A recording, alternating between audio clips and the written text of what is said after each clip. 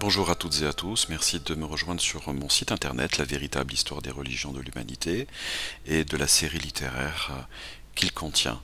Donc je suis Ivar Bréjean, l'auteur de ce site et de cette série littéraire. Vous pouvez me retrouver donc sur www.ivar-bréjean.com. Je vous rappelle brièvement que ce site a pour objet de remonter le temps, de nous permettre de connaître l'histoire de l'humanité et de la religion en décryptant le langage symbolique de la mythologie au moyen des langues sumériennes et hiéroglyphiques. Nous allons illustrer cela aujourd'hui par un article tiré d'un de mes livres. Vous trouvez ce livre à la rubrique Les livres déjà parus. Le livre en question donc s'intitule Le déchiffrage du langage des cavernes. Je l'ai renommé aussi en Adam, entre parenthèses Kish ou Gizeh, le grand dieu païen préhistorique. Nous verrons pourquoi, vous verrez pourquoi à sa lecture. Donc ce livre a simplement pour objet de faire la démonstration que les couples d'animaux cygnes, donc rupestres, préhistoriques, correspondent à un langage idéographique, en l'occurrence le plus ancien langage idéographique connu et déchiffré, le proto-cunéiforme, ou aussi appelé le proto-sumérien. Alors, l'article que nous allons examiner aujourd'hui, tiré de ce livre, vous le retrouvez à la rubrique Lire en ligne, c'est cet article-là. Alors il est évident que la première question au regard du titre à se poser est la signification du signe pétiforme. Alors si vous allez sur mon livre, en l'occurrence le voici au format donc PDF, vous trouverez en bibliographie donc la référence suivante. C'est un essai de sémiologie préhistorique donc, qui a été édité par la Société préhistorique française en 1977. Donc, et aux pages 545 à 158, vous trouverez donc cet essai donc, qui a été rédigé par le couple Sauvé et M. André Wlodarczyk. Et qu'est-ce qu'il relève dans leur essai? Vous trouverez ce tableau en fait qui répartit tous les signes préhistoriques qu'ils ont pu relever en différentes catégories, en signes triangulaires, en cercle ou demi-cercle, en quadrilatère. Vous remarquez ici qu'il est question de ce qu'ils appellent des signes pétiformes, donc on retrouve celui que nous allons examiner tout à l'heure, des quadrilatères, des claviformes, alors je reprends bien évidemment leur terminologie, des tectiformes, des flèches, des rameaux, des chevrons, des croix, des bâtonnets, des points ou bien des nuages de points. Et dans mon livre donc, si vous allez à la page 89, donc là nous sommes dans mon livre, le déchiffrage donc du langage des cavernes, vous trouverez un tableau comparatif qui compare, colonne de gauche, l'intégralité des signes préhistoriques relevés par les archéologues avec l'intégralité des signes auxquels on peut associer, que l'on peut associer donc aux signes préhistoriques, sachant que ces signes-là sont tirés du proto-cunéiforme ou du proto-sumérien. On retrouve donc les signes carrés, les signes rectangulaires, les signes quadrilatères à appendice, les pétiformes, les fameux pétiformes dont il est question dans cet article que nous allons examiner tout à l'heure. Il est aussi donc ce tableau comparatif compare aussi donc les grilles, les scalariformes, les quadrilatères à excroissance, les claviformes, les chevrons, les triangles, les cercles, les ovales réniformes et demi-cercles, les péniformes, les rameaux, les tectiformes, les zigzags, les croix, les bâtonnets et les ponctuations. Si nous revenons maintenant à notre article, nous avons compris que par ce signe pétiforme, il est question de ce signe-ci. Quant à cette figure, d'où a-t-elle été tirée? Eh bien en fait, si vous descendez tout en bas de l'article, en bibliographie, vous allez trouver le fait qu'il est fait mention donc du bulletin de la Société préhistorique française 5578 et donc de l'article édité par André Leroi-Gourhan sur le symbolisme des grands signes dans l'art pariétal paléolithique. Et si vous allez donc à la référence que je vous indique sur percé.fr, vous trouvez donc cet article d'André Leroi-Gourhan, le symbolisme des grands signes dans l'art pariétal paléolithique, et vous trouverez donc cette figure que nous allons examiner dans l'article. Elle est un petit peu plus bas. Voilà, elle est ici. Donc c'est un relevé qu'il a fait donc d'un auroch dans la grotte de Marsoulas avec ses deux cornes prédominantes, ce signe très particulier ainsi que ces deux autres signes, et qu'il a référencé comme étant le numéro 200 de toutes les figures qu'il a pu répertorier. J'attire aussi votre attention sur la figure 138 de son essai, celle-ci, où on retrouve à nouveau le signe, un signe pétiforme, avec donc deux traits obliques, et en dessous ce qui s'apparente donc à un rameau, et avec une ligne de séparation, puisque c'est aussi quelque chose que nous allons décrypter ensemble dans cet article. Alors comment allons-nous procéder? Eh bien, si on va à la table des matières, on va déjà donc mettre en évidence ce signe, voir sa signification en proto-cunéiforme, en hiéroglyphique hittite et en proto-élamite. Après quoi donc nous décrypterons le premier signe, celui-là, la fresque 200, et après quoi donc nous serons à même de décrypter aussi la fresque 138, donc celle-ci. Comme je le dis donc sur le site, vous pouvez d'ores et déjà remarquer que ce signe pétiforme là donc est bien différent de l'autre signe pétiforme que l'on trouve aussi sur la fresque du grand panneau donc de Marsoulas, qui fera l'objet d'un article distinct. Pour quelle raison? Eh bien, on va un petit peu grossir, si c'est possible. Pardon. Vous voyez, la dent de gauche de la fresque du bison de Marsoulas, elle est incurvée, ce qui n'est pas le cas de ce signe pétiforme là. Nous verrons que cela explique leur différence de sens, puisque chacun de ces signes, étant donné qu'il a une forme différente, n'a pas le même sens. Alors voyons maintenant qu'est-ce que ce signe signifie donc, tout d'abord en proto-cunéiforme. Alors comme je l'indique sur le site, ce signe préhistorique qui est là, alors il est un petit peu petit, je vais vous le montrer un peu après de manière plus agrandie. Donc il correspond en fait à celui que j'ai indiqué comme étant le numéro 20A de mon tableau comparatif, donc des signes préhistoriques et des signes proto-sumériens. Vous le retrouvez donc en page 90. Voilà, 20A.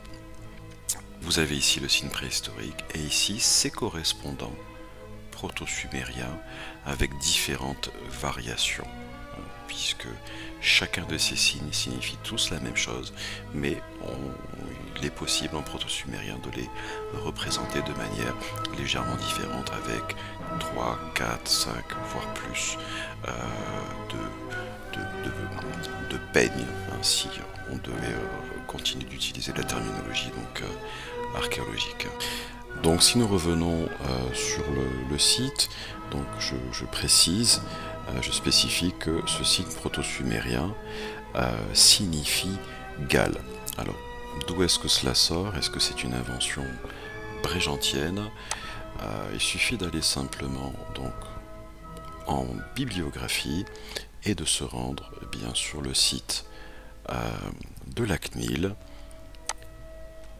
Alors qu'est-ce que la CNIL? La CNIL, c'est un site qui dépend du CNRS et de l'université d'Oxford et qui est notamment donc spécialisé dans les langues archaïques. On retrouve ici la liste des signes protocunéiformes, donc de la plus ancienne période historique de Sumer, savoir la période d'Uruk. Il vous suffit simplement d'ouvrir cette liste ici et vous allez trouver l'intégralité des signes de cette langue qui, donc, je vous le rappelle si vous ne le savez pas déjà, a été déchiffrée donc au XXe siècle par un Allemand dans les années 30. Et si donc nous allons à Galles,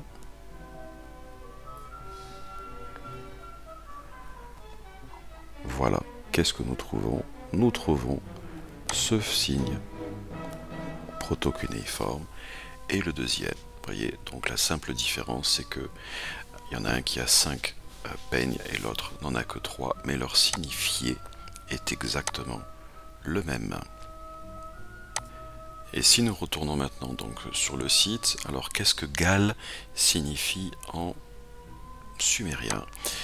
Eh bien, il vous suffit simplement de cliquer sur la référence et elle vous renvoie au lexique anglo-sumérien Al-Oran de 99, aux pages 30 et 31, où il vous est donné donc le signifié de ce terme Gal ou Ngal, qui signifie donc une large coupe, un chef, un fils aîné, quelqu'un de puissant.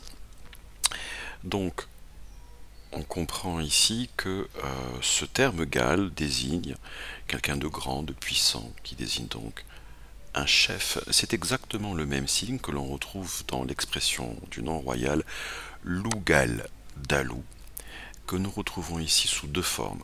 Sous la forme protocunéiforme, c'est-à-dire langage idéographique pur, avec, vous retrouvez ce signe Gal ici, et en cunéiforme, c'est-à-dire en fait dans la version plus récente et stylisée, puisque finalement le cunéiforme ne fait que styliser l'écriture idéographique qui l'a précédé. Donc on retrouve ici. Et l'idéogramme de Lugal, suivant donc toujours la CNIL, là je vous laisserai le soin d'aller consulter cette référence sur le site que nous avons vu tout à l'heure, est aussi donné pour signifier un roi ou un maître. Donc on voit ici un personnage et toujours avec lui associé ce signe pertiforme caractéristique, que ce soit à côté de lui ou sur sa tête, et signifiait donc qu'il s'agit d'un roi. On comprend que ça quasiment pour nous, mis sous cette forme, sous le sens, ça a le sens finalement, on le comprend bien, d'une couronne. Alors, maintenant que nous avons compris ce que signifie ce signe en proto-sumérien, il est intéressant aussi de voir qu'en hiéroglyphique hittite, le signe correspondant, avec 3 peignes, bien c'est le signe qui donne en latin le terme dominus, c'est-à-dire maître. Et comme je le dis sur mon site, il n'est pas utile d'en rajouter pour comprendre ce que cela signifie. À titre indicatif, je précise qu'en proto-élamite, ce signe est aussi présent avec 4 peignes. Je précise aussi que le proto-élamite, à la différence du proto-sumérien et à la différence de l'élamite linéaire, qui a été récemment déchiffré par François Dessay, un chercheur français, cette langue n'a toujours pas été traduite. On peut toutefois assez facilement imaginer qu'étant donné la proximité linguistique et culturelle entre Sumer et l'Élam, que ce signe M38A, tel que référencé dans les signes donc proto-élamites, a vraisemblablement le même sens que donc le sumérien Gal ou que le hiéroglyphique hittite qui a donné le terme dominus, bien qu'évidemment celui-ci soit beaucoup plus récent que le proto-élamite. Alors intéressons-nous maintenant au décryptage de la fresque que nous avons identifiée tout à l'heure, la référencée numéro 200 donc par André Leroi-Gourhan. Comme je l'écris, il est bien évident que ce signe, pétiforme, appliqué au bison, laisse entendre que ce n'est pas simplement une figure animale, mais qu'il s'agit bien évidemment, très vraisemblablement, d'une manière de désigner un roi, un dirigeant et un maître. Alors je ne vais pas rentrer ici dans les explications précédentes ou postérieures venant à expliquer qu'en fait le taureau sauvage, le roc, le bison ont de tout temps, et a fortiori dans les temps préhistoriques, étaient constitués des figures symboliques, des images symboliques servant à représenter la grande divinité, le Père des dieux. Donc nous avons compris que ce signe pétiforme signifie donc le roi, le maître, le puissant, et désigne de toute évidence une divinité. J'attire maintenant votre attention, si l'on reprend cette figure, sur les 4 autres signes qu'il nous reste à expliquer. Les 2 cornes, on voit bien qu'elles sont faites de manière très proéminente et stylisée. La simple forme ici, donc, qui fait référence à l'animal, à l'auroch. On trouve ce rectangle et ensuite cette demi-lune. Nous allons voir de quoi il s'agit tout à l'heure. Alors déjà, qu'est-ce que représentent ces 2 cornes? Il faut bien comprendre que le langage idéographique consistait à accentuer, à hypertrophier certaines zones, certaines images, de manière ainsi à associer cette zone particulière à des sons qui seront donc prononcés pour constituer des logogrammes, des phonèmes, et donc ensuite des phrases et des sens. Alors, si on retourne à mon livre, et notamment à l'autre fresque de Marsoulas qui a fait l'objet d'une analyse, d'une explication dans ce livre, qui fera l'objet donc d'un article futur, vous trouvez donc à la page 391 cette autre fresque de Marsoulas extrêmement détaillée, et vous remarquez donc ici que sur le bison, nous avons 2 cornes très proéminentes.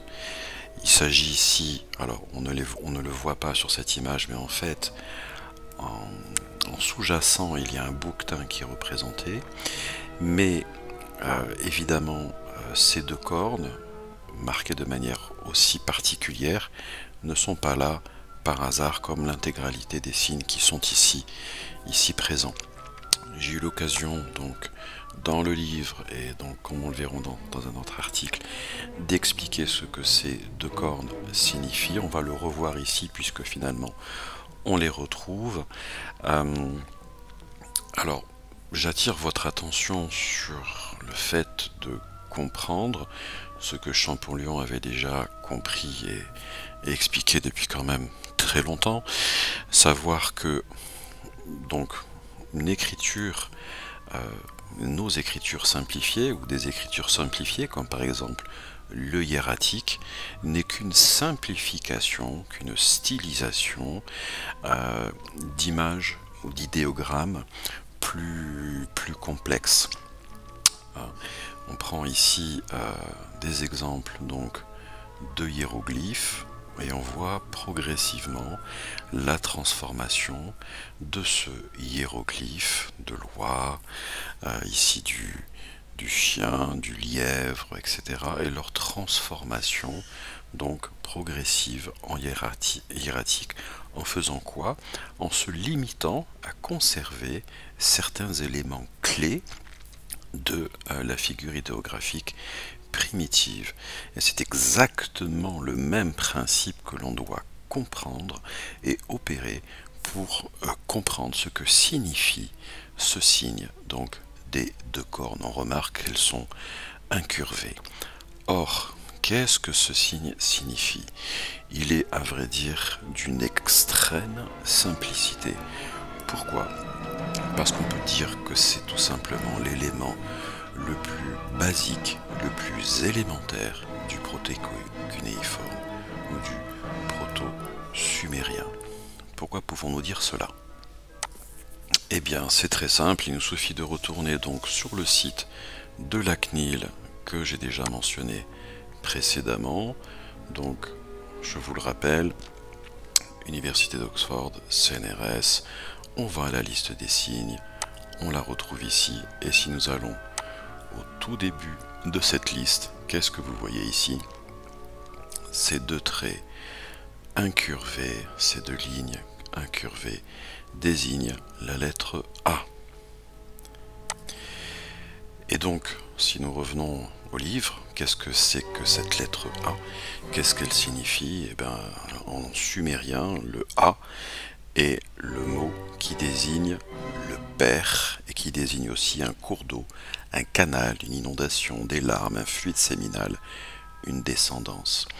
De la même manière que le signe A majuscule, donc en hiéroglyphique, désigne quant à lui un vautour qui, nous le verrons, est constamment associé à la figure du père, voire aussi de la mère dans un sens symbolique bien particulier.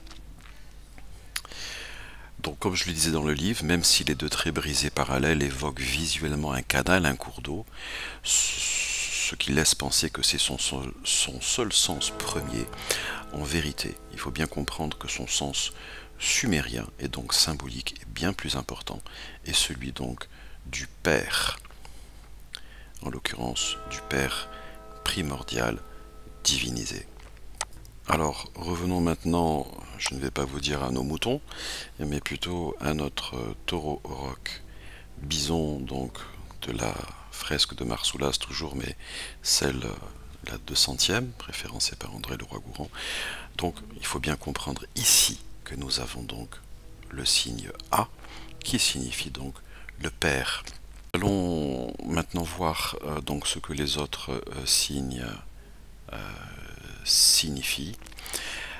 On a vu, ou l'on va voir dans un autre article distinct, celui qui va expliquer notamment le symbolisme et la signification du taureau auroch de la grotte de Lascaux, celui donc de l'entrée principale du panneau de la licorne, que en fait le signe que le bison, donc en sumérien, se dit Am ou Ama, et que donc la conjonction de ces cornes sumériennes, donc qui signifie A, qui se prononce A ou Ada, puisque père se dit aussi Ada en sumérien, donne, donc se prononce Ada Am ou Ada Ama. Donc si l'on contracte Adam ou Adama.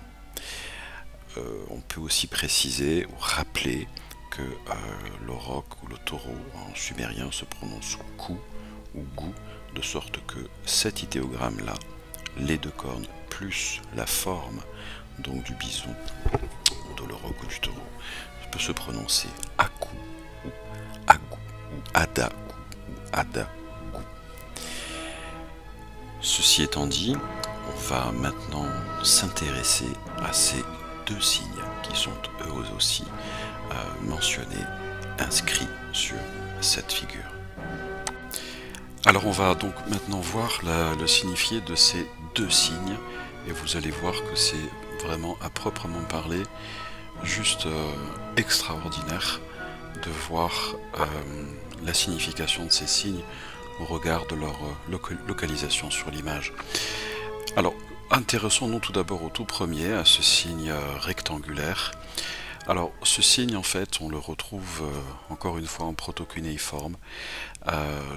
Si on va toujours pareil au même endroit, donc sur le site de la CNIL, vous arrivez sur la page donc afférente à Guiche, et donc vous retrouvez ce signe, vous le voyez ici, avec son signifié ici, enfin sa translittération. Alors ici il est écrit G-I-S-Z parce que le ch sumérien ne peut pas être translittéré ou écrit, donc c'est la raison pour laquelle il y a ce SZ, mais c'est Gish, donc il faut lire. Donc on retrouve le signe ici. Alors qu'est-ce que Gish signifie en sumérien? Alors d'une manière générale, c'est un déterminatif qui est positionné systématiquement devant les noms d'objets, notamment en bois. Voilà, ça désigne généralement du bois. Mais la particularité, c'est que, on va le voir, c'est que lorsqu'il est associé à ce signe-là, il ne s'agit plus d'un objet en bois, mais il prend un autre sens. Alors donc la question est, qu'est-ce que ce signe-là, donc qui ressemble à une lune, à une demi-lune ou à une cote, signifie? On va prendre ensemble, si vous voulez bien, l'idéogramme de Ti en proto-sumérien. Donc, site de la CNIL, proto-sumérien, et si on va à Ti, qu'est-ce que l'on voit? On voit que sa représentation idéographique est une flèche. Si l'on revient maintenant au sumérien, donc la langue qui a suivi le proto-sumérien, eh bien, en fait, le logogramme Ti renvoie en sumérien à une flèche, mais aussi, notez bien, à une cote, à un côté, side, ou à une cote au sens, donc la cote du poitrail, de la poitrine, donc qui protège notre cœur, hein, donc le terme rib en anglais. Autrement dit, ce signe-là, Ti, désigne une cote. Et on peut aussi noter que ce signe, donc qui ressemble à une lune ou à une cote, se dit spr en égyptien.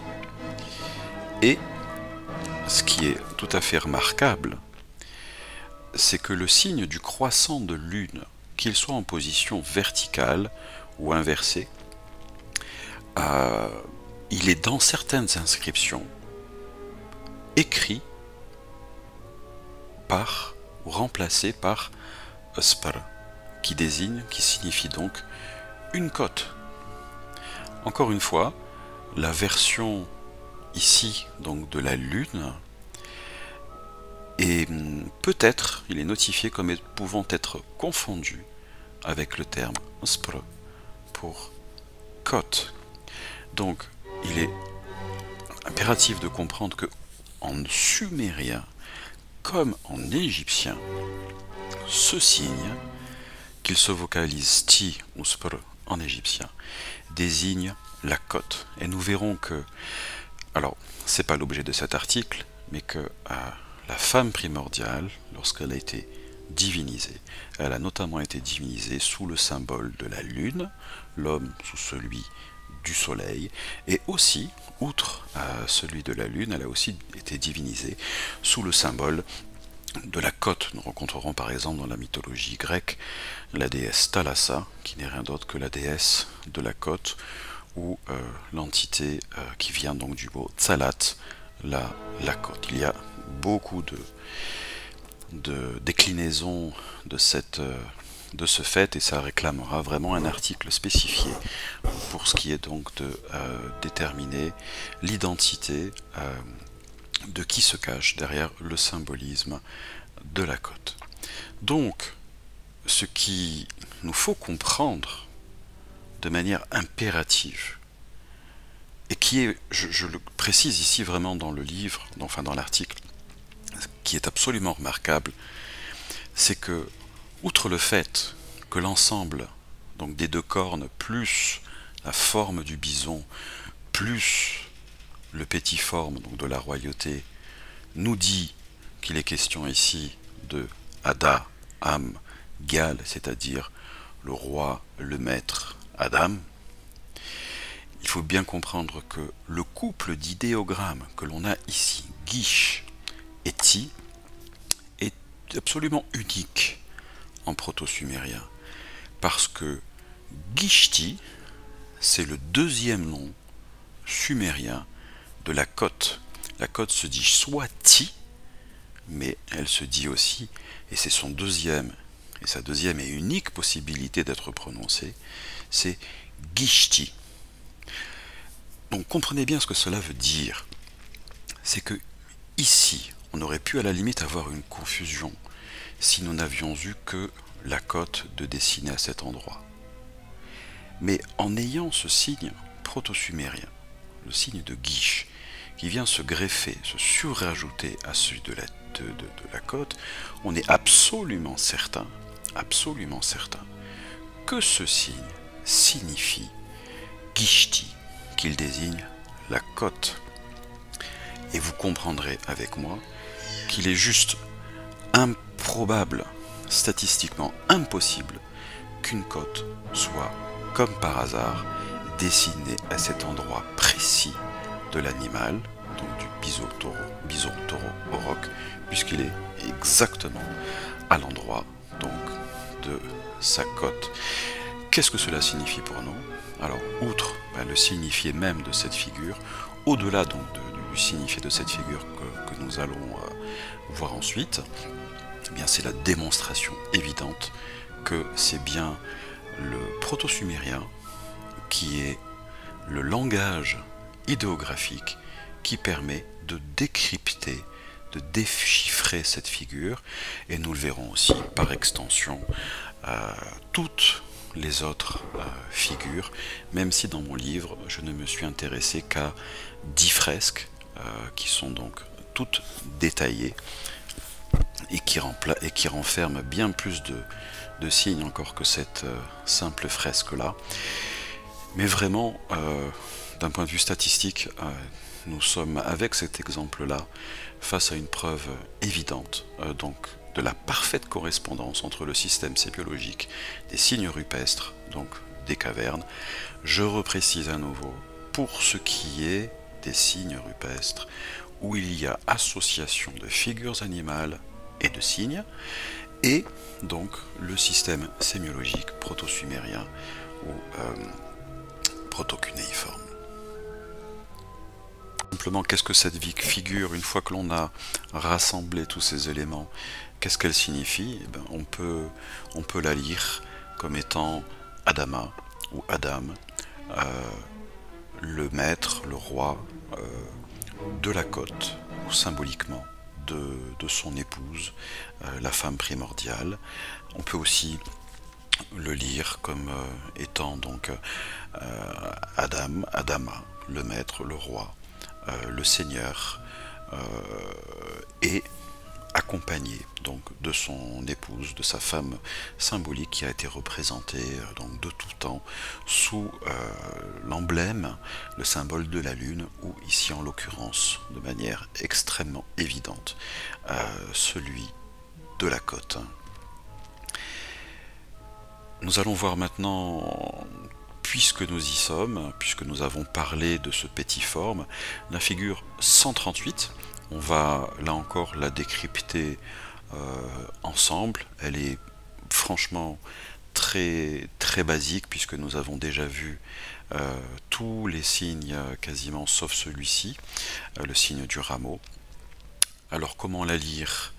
Eh bien tout simplement, ces deux signes là, nous les avons déjà vus, ce sont les deux signes qui proto-cunéiformes qui renvoient au phonème A, donc au père. Alors on rappelle, le père se dit soit A, soit Ada, et donc Gal, donc qui est ici, donc ça se lit A, Gal, ou Ada, Gal. Et donc si on se réfère au proto-sumérien, Agal désigne en sumérien donc un déluge. Vous le retrouvez donc dans le lexique Aloran à la page 72, Agal, overflow of flood waters. waters plus big. Autrement dit, c'est un débordement d'eau diluvienne, de grandes eaux. Mais si vous allez, pareil, donc toujours au lexique à l'orane, vous verrez donc en page 3 que le terme A ou E pour père est aussi synonyme de déluge. Donc nous voyons bien que ce mot désigne notamment le père en tant que Galles, en tant que roi ou maître. Le fait qu'on ait ici une scission des pointillés sert à représenter deux mondes, le monde supérieur et l'inframonde. Donc le ciel et on peut dire les enfers, même si en sumérien les enfers n'avaient pas du tout le même sens que dans les religions qui s'en suivront plus tard. C'était simplement le royaume donc des morts. Et eh bien, si nous nous intéressons maintenant à l'idéogramme de dessous, nous retrouvons à nouveau A ou Ada, et quant à ce signe du rameau, c'est tout simplement le signe qui se translittère en Esh. Nous voulons connaître le signifié de ce signe du rameau. Il nous suffit simplement d'aller voir son sens proto-sumérien. Nous le retrouvons ici et il se translittère ou se vocalise ch. Vous voyez, il a plusieurs variantes. Ch, nous verrons qu'en sumérien le son ch peut aussi se prononcer esh. Donc esh, c'est la raison pour laquelle je l'ai ici transcrit comme esh, mais bon, on peut très bien tout aussi bien le laisser comme étant ch. Et donc, bien tout simplement, comment ce signe, enfin ces deux signes se lisent. A, esh, ou bien ada, esh, ou adash. Et cela désigne, on le comprend donc, c'est l'antithèse ou le correspondant du dieu du ciel, qui est ici représenté comme étant le seigneur donc de l'inframonde, qui n'est d'une autre que finalement ce qui a donné quelques centaines ou milliers d'années plus tard le nom d'Hadès grec, dont l'origine, nous l'avons compris, est en fait uniquement est une origine donc sumérienne, mais bien au-delà de l'antique Sumer, d'une origine purement préhistorique, puisque, comme nous aurons l'occasion de le voir tout au long de cette série, Sumer et l'Égypte n'ont été qu'un pont entre la préhistoire et l'histoire. Voilà, j'espère que cet examen, bref, puisque nous avons, je vous l'assure, nous n'avons examiné que deux signes très très simples finalement. On peut les revoir ensemble très brièvement, ces deux signes-là. Donc deux signes, encore une fois, voilà, répertoriés par des archéologues de renom, André Lecroix-Gourand, et en vertu donc des thèses qui s'en sont ensuivies, toujours menées par des archéologues qui ont vraiment fait un travail absolument considérable de relevé de tous ces signes donc très particuliers qui relèvent donc du paléolithique supérieur et qui ont été systématiquement associés à des figures animales. Et nous l'avons compris que dans ce cas précis, nous sommes ne serait-ce que par ces deux petits exemples qui servent d'illustration, nous avons compris que nous sommes vraiment face finalement au système idéographique, donc proto-cunéiforme.